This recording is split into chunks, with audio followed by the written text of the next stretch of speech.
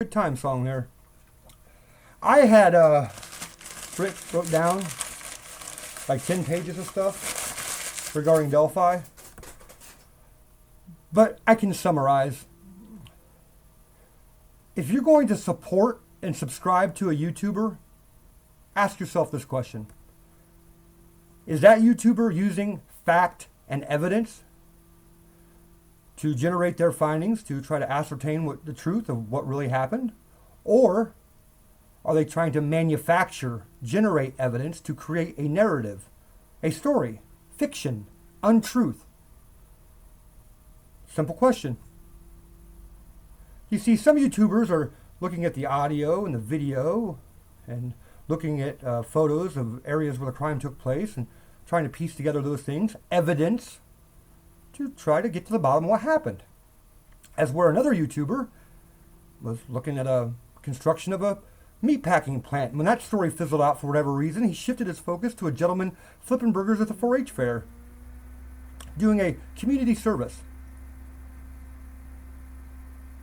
You see, when you manufacture evidence, and that could be conceived as being an obstruction of justice, a criminal charge.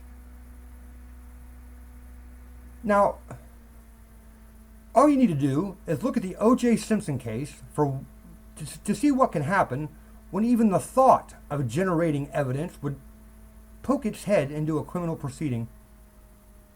A killer could walk free.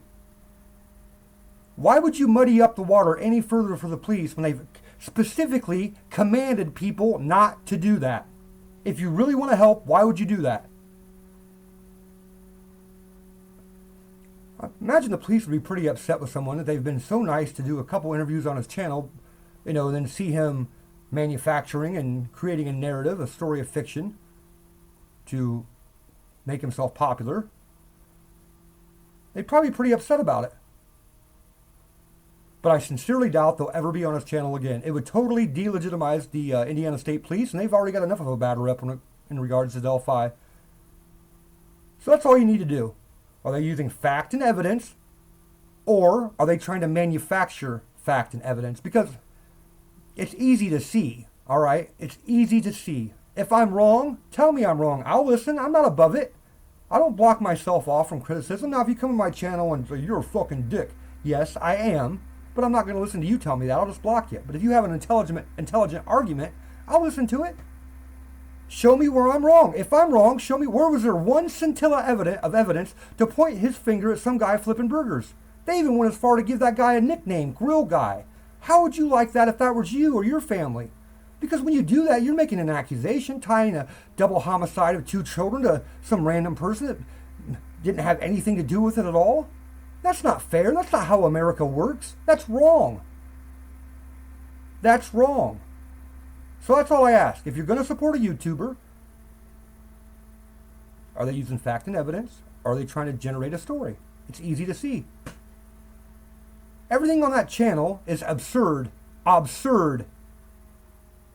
Go look at the history. Go look at the fact and evidence that's there, and you'll see total absurdity. You'll see it. It's not something I'm making up. All right? It's not anything I'm making up. I'm not like generating a false narrative that's true. Go look.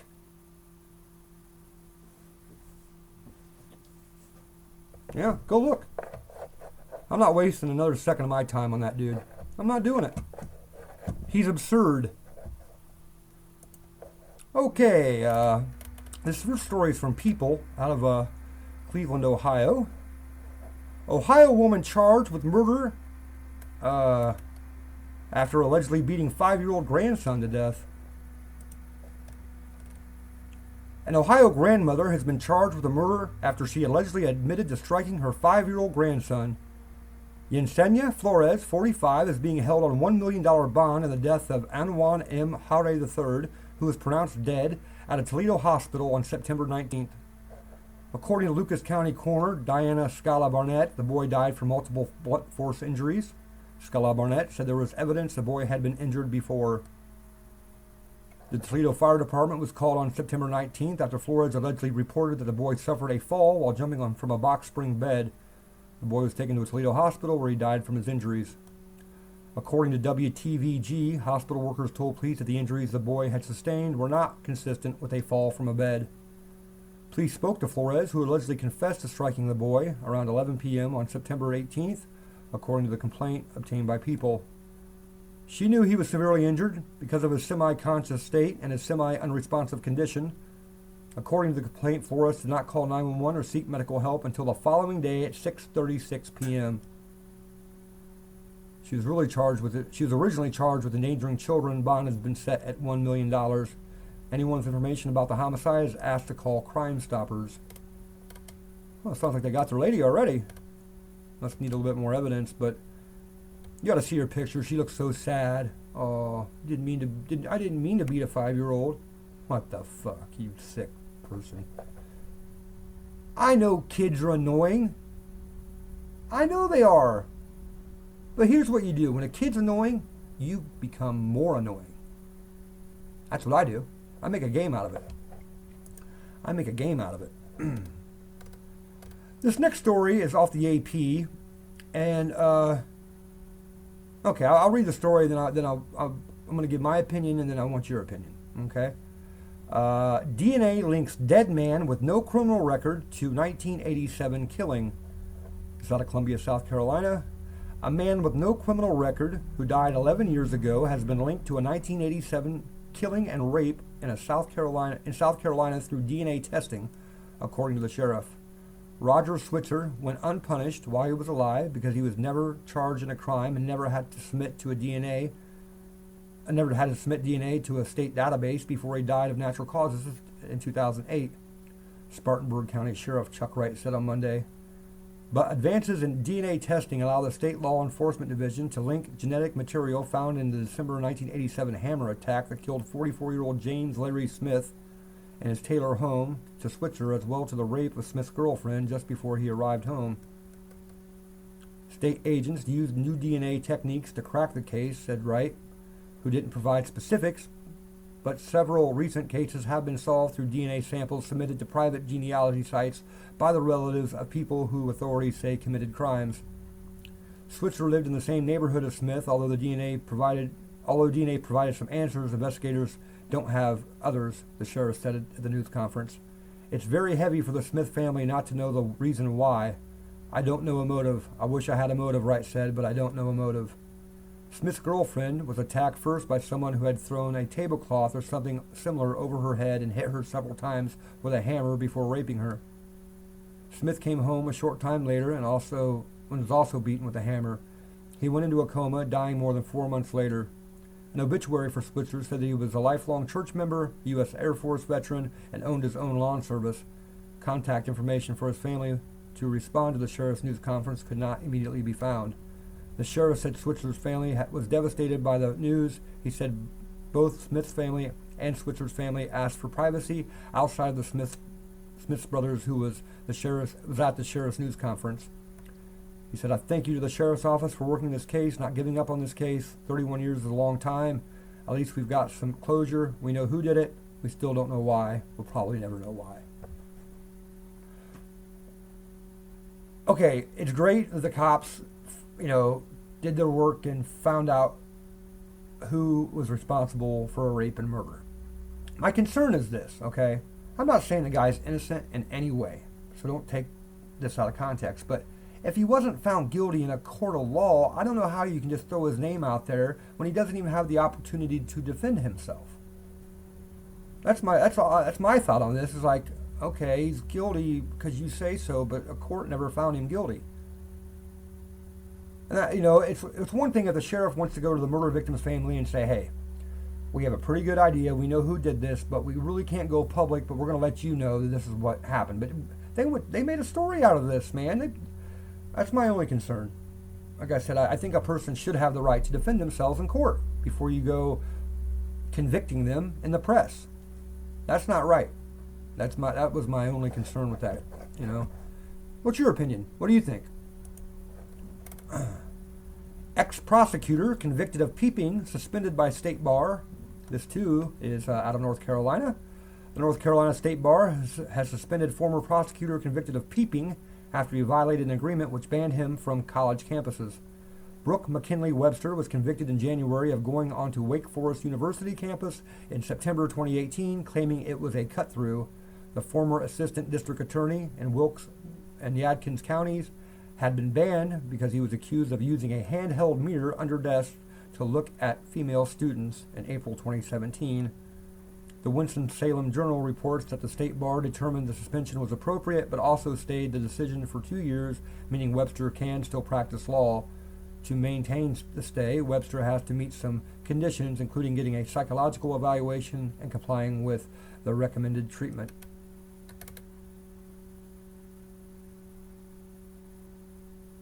Would you want him as your attorney? I mean, and he was a prosecutor. Prosecutors, have you ever met a nice prosecutor, a good guy prosecutor, like a hell of a guy?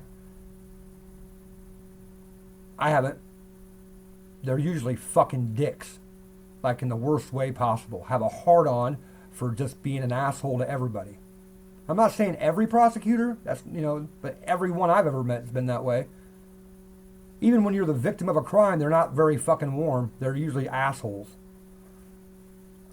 This guy here, an asshole. Okay. This next story is, I got talking to a friend of mine about the cop that was a resource officer molesting a 16-year-old, and we just got discussing some things, and he sent me an article that I thought was pretty interesting. It's U.S. court ruling, you can be too smart to be a cop. Robert Jordan, 49-year-old college student, scored a 33 on an intelligence test he took as part of the application process to become a police officer in the town of New London, Connecticut. The score meant Jordan had an IQ of 125. The average score for police officers was 21 to 22, or an IQ of 104. New London would only interview candidates with a score between 20 and 27. Jordan sued the city alleging discrimination, but the Second U.S. Circuit Court of Appeals in New York upheld that it wasn't discrimination. Why, you might ask? Because New London Police Department applied the same standards to everyone who applied to be a cop there. And the theory behind it? Those who scored too high could get bored with police work and leave soon after undergoing costly training. ABC News reported back then, while at least acknowledging the basic fact that such a policy might be unwise, the court deemed that it had rational basis because it was put in place to lower cop turnover. The police department went on to continually automatically disqualifying anyone whose IQs was too high. Jordan went on to become a prison guard instead. And there you have it. Considering all the police brutality and officer-involved shootings in the news these days, here's a rhetorical question for you. How well does this hiring practice bode for cops actually being able to follow the Constitution or use proper discretion while protecting and serving America? Does this snapshot from the past at least partially help explain why we got to where we are today as a nation? A total police state? Wow. And the Pentagon has been giving these guys tanks straight off the battlefields in the Middle East to drive down American streets too. Wow. Too smart to be a cop. I mean, it's obvious. It's obvious. I mean, you ever ran across a cop that you're smarter than? I don't even debate with them. Yes sir, no sir. I don't. Like I said, I give a cop very little. What he needs. And I keep it friendly. Keep your hands on the wheel if you get pulled over. Number one rule. That way you don't get him all worked up. You go digging around, they get all scared and worked up and might get shot. So, yeah. Okay. This next story is off the AP. It's out of Redwood City, California. A San Francisco Bay Area heiress charged with murder in the death of her children's father is wrongly accused of a crime committed by someone who plotted to kidnap her, her attorney said Monday. Prosecutors said in opening statements that Tiffany Lee lured Keith Green to her Hillsborough mansion to discuss a custody dispute where her boyfriend, Kavah Bayat, fatally shot the victim in the mouth. The pair then hired a friend to dispose of Green's body and took steps to cover their crime up by creating false alibis for themselves, San Mateo County Prosecutor Byron Albanto said. Lee has pled not guilty. Her case drew national attention when Lee, backed by wealth her family made in real estate construction in China, posted an astonishing $35 million bail that allowed her to stay at her home pending trial. Her co-defendant, who has also pled not guilty, remains in jail on a $35 million bail. Yeah, that's not surprising, huh? Abanto told jurors he will present evidence that gunshot residue was found in the garage of Lee's house and by its DNA on a gun magazine. He said Green's blood was found in Lee's Mercedes wagon and in a vehicle belonging to Oliver Adela, who said he dumped the victim's body in a remote roadside area. Investigators later found more than $35,000 in cash and Green's designer watch hidden in a lunchbox at Adela's apartment.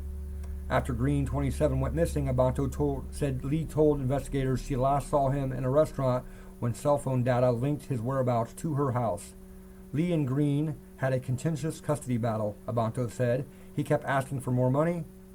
She got angry. She told her friends he's just about the money, not about the kids. The defense countered that Adela killed Green in a botched kidnap plot and said investigators overlooked crucial evidence in their quest to pin the crime on Lee and Bayat. Lee and Green had already settled their custody dispute before he went missing, said defense attorney May Marr. She played a recording of a cell phone conversation where Lee offered to fly the children to see their father when Green contemplated moving to Ohio. As soon as Keith went missing, fingers pointed at Tiffany, Marr said. They had a custody issue. It's clear their relationship was not contentious, that she never would have wanted him harmed or killed. She said detectives overlooked evidence such as Green's blood found in the parking lot of Adela's apartment, building and signs Green may have struggled to free himself from the trunk from Adela's vehicle. She also presented communications Adela made with two associates on burner cell phones commonly used to thwart investigators in the hours before the victim went missing. Mars declined to discuss Adela's motive because it hasn't been presented to jurors. The trial has been delayed several times, most recently when Adela, who was supposed to be a witness for the prosecution, was arrested earlier this month on charges of contacting an ex-girlfriend and witness for the defense. Adela was expected to testify that the pair asked him to dispose of Green's body. District Attorney Steve Wagstaff said prosecutors now will call Adela as a witness. A call seeking comment from Adela's lawyer about defense allegations has not been returned. Last year, the trial was delayed when Lee was diagnosed with advanced breast cancer and underwent aggressive treatment, said her attorney, Jeff Carr. The cancer is in remission. Green and Lee met around 2009 when he was a high school football star from a blue-collar neighborhood while Lee was rich and educated. Green's body was found along a dirt road north of San Francisco nearly 2 weeks after he had been last seen meeting with Lee to discuss custody of their children. She's posted a $35 million bail? You think she'll do a day in jail? Nope, sure don't. If you can post that kind of money, you can buy the best defense that money has to offer. Yeah. Okay. You ready for your happy ending? Are you? Alright, here we go. This is a great one, man. Detour leads man to a $10 million lottery win. Pete Levisk was driving back to his Taunton home from lunch when he came across the road closures and was forced to take a different route through the nearby town of Raynham, according to the Massachusetts State Lottery. Along the way, Levisk stopped at a stop-and-go express gas station and decided to purchase a $10 million big money scratch ticket, the lottery said Tuesday. The ticket ended up being a $10 million winner. Levisk hopes to use his winnings to either build or buy a new home, according to the lottery. He could not be reached for comment. Well, of course not. I'll tell you what, if I'm winning the lottery, see ya! You will no longer hear from, well, you might still hear from me, but I'll be in a secret, well, I'm already in a secret location, but I'll be in a secret, tropical, warm location. Yeah. Well, that's about all I have for you this time. I appreciate your time, appreciate your subscriptions. Make sure you do that. If you're going to support a YouTuber, is it facts or evidence? Or is it someone trying to generate a story? It's all you need to look at. It'll answer every question you need to know about if a person's worth your time and if they're really trying to help the case. If they're not using facts and evidence and trying to generate stuff, you know they're not really trying to help the case. They're trying to make themselves seem important and super investigator. I looked where nowhere else looked, and you know, it's easy to see. So until next time, I'm Hooger the Bruiser, the true crime avenger.